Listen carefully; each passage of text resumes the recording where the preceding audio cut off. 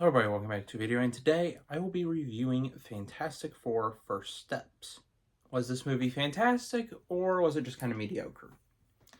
Okay, so let's start with probably the big thing I think a lot of people were uncertain about, and that is Pedro Pascal as Reed Richards. He actually did a better job than I thought he was going to. I thought it was just going to be stunt casting, honestly. Because from the trailers, I really believed everyone else that they were their characters. I wasn't really getting that with Pedro Pascal being Reed Richards. The movie does a better job than the trailers did, which is a good thing. I think in terms of the performances, he's still my least favorite of them, but he's still really good in the movie. A lot better than I thought he was going to be. And okay, let's just talk about the rest of the Fantastic Four while we're at it. Vanessa Kirby was really good as Sue Storm. She's probably the best iteration of the character from the different movies. Easily better than the 2015 one. Yeah, easily better than the 2015 one. Actually, they're all better than the 2015 one.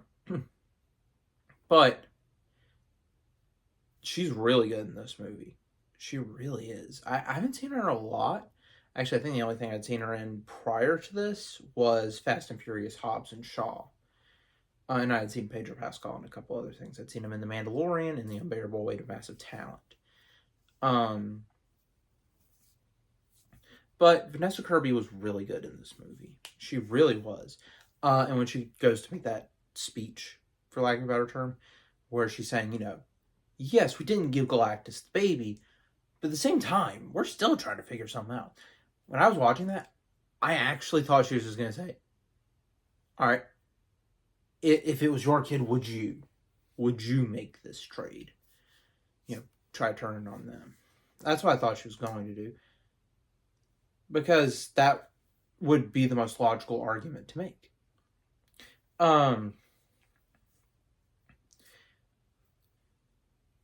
The Thing, Ben Grimm, Evan Moss Bachrach is really good in this movie. I hadn't seen him in anything before, so because the Bear is in my watch list, I just haven't gotten to it yet. But he's really good in this movie. My second favorite member of the cast. Well, of the team. Let's get to my favorite, Johnny Storm. Going into this movie, I was not expecting Johnny Storm to be the highlight of the Fantastic Four. I don't think I've seen Joseph Quinn in anything either, but he was really good in this movie. His interactions with the Silver Surfer were really good, and I like how they actually give him something to do, because if anything, he has as much of a role in stopping Galactus as Reed Richards, which is really cool. Because yes, he played a decent sized role in the first movies, particularly the second one, in the second of early 2000s ones. The Chris Evans Human Torch. But this is arguably the most Johnny Storm gets to do in any of the movie iterations of the character, where he ultimately convinces the Silver Surfer to stop working with Galactus. So let's actually talk about the Silver Surfer. Probably most of the discussions during the casting of this movie, apart from a short I made in regards to a rumored Galactus casting that I'll bring up in a minute, was the fact that they were going to go Shia LaBeouf for Silver Surfer. Now, I get if they did to try to differentiate it from the Rise of the Silver Surfer movie. Same time, if you were going to pull from a What If comic, I was kind of hoping, Cosmic Ghost Rider, which is basically the Punisher, but he becomes Ghost Rider and a Herald of Galactus. I'm saying? It's a parallel universe. Go all out.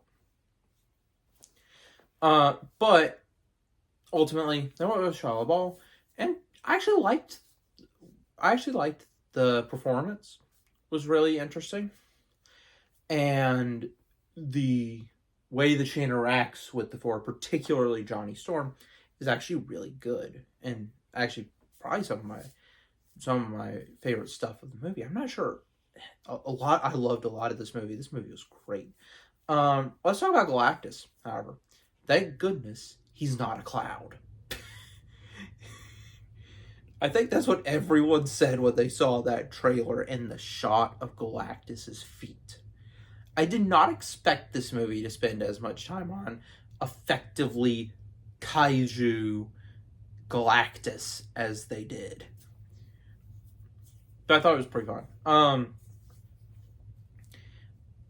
Ralph Ineson plays Galactus. I'm so glad that that initial rumor that it was Javier Bardem was wrong. Don't get me wrong, I think he would have been a decent Galactus, but I think it would have been a waste. I think Javier Bardem would be a great Nightmare.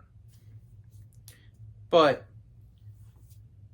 Ineson does a great job voicing Galactus.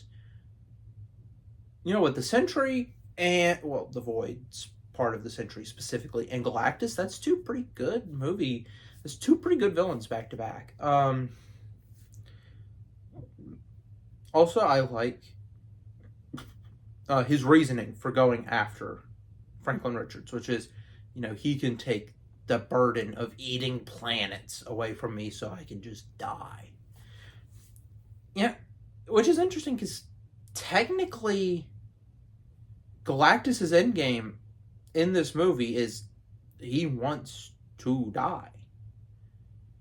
So technically the main characters are actually saving Galactus's life by preventing him from getting Franklin Richards. So let's actually talk about the baby. You know, perhaps one of the strongest characters in a Marvel movie ever. So I've read the 2015 Secret Wars comic. So I knew that Franklin Richards was going to be, you know, kind of powerful. I didn't think they'd start to show off anything in this movie, however.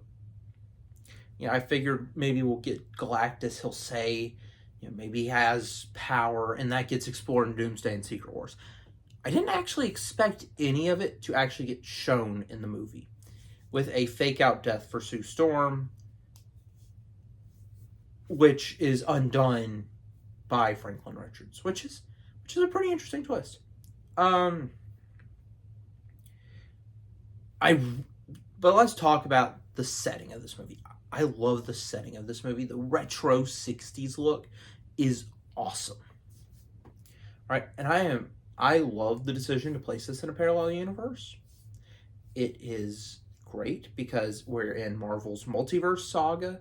So doing a movie set in a parallel universe, just, hey, this is going on while all the main MCU stuff is going on. Fantastic Four, over here, look. Yeah, it's fun. You know, so honestly, I wouldn't mind. They don't have time for this unless, you know, they have gaps that need to be filled in to maybe go and make an Amazing Spider-Man 3 or, you know, a Tobey Maguire Spider-Man 4. I don't know. Channing Tatum Gambit movie. Deadpool and Wolverine 2. I love the idea of this. What if you do this for Blade? This is how you do a Blade movie. Completely standalone. Separate universe. Maybe even Wesley Snipes returning. I'm just throwing out some points. But the point is, there should have been more parallel universe set stuff. Because honestly, they realistically could have done a Fantastic Four trilogy set in a parallel universe, which ultimately leads to Doomsday and Secret Wars.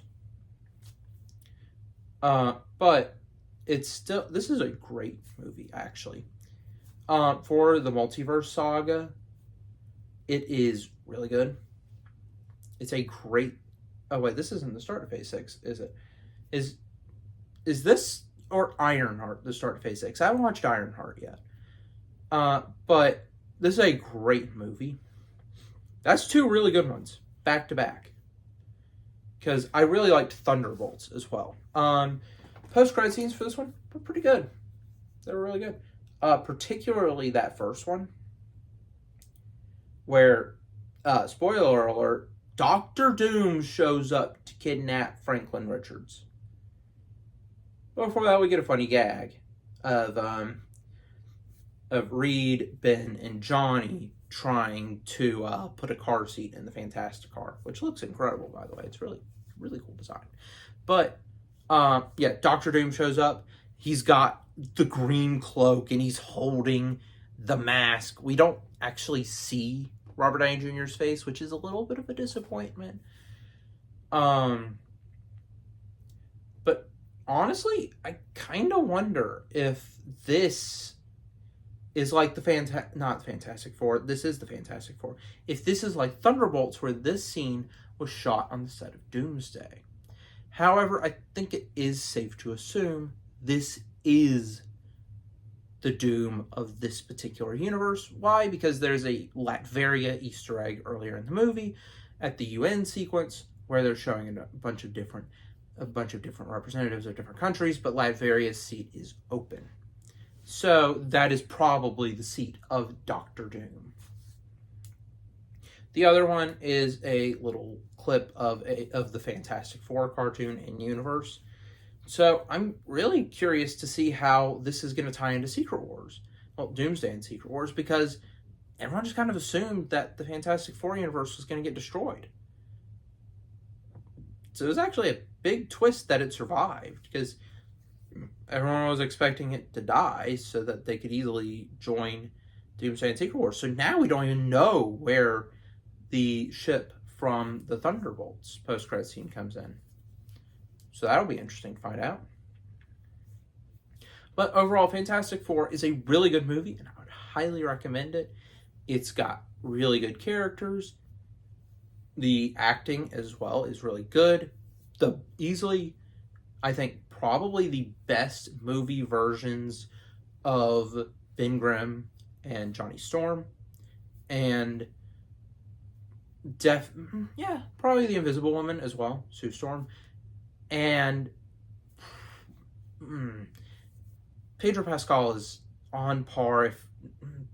Probably the best Reed Richards.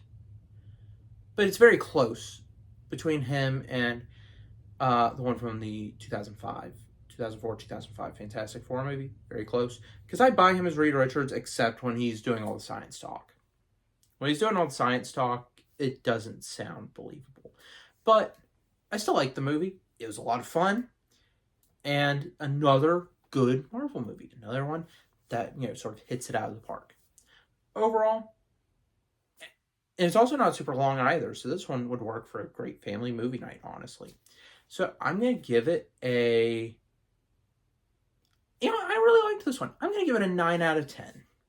I would highly recommend Fantastic Four: First Steps. That is it for this video. I'll see you in the next one. Bye.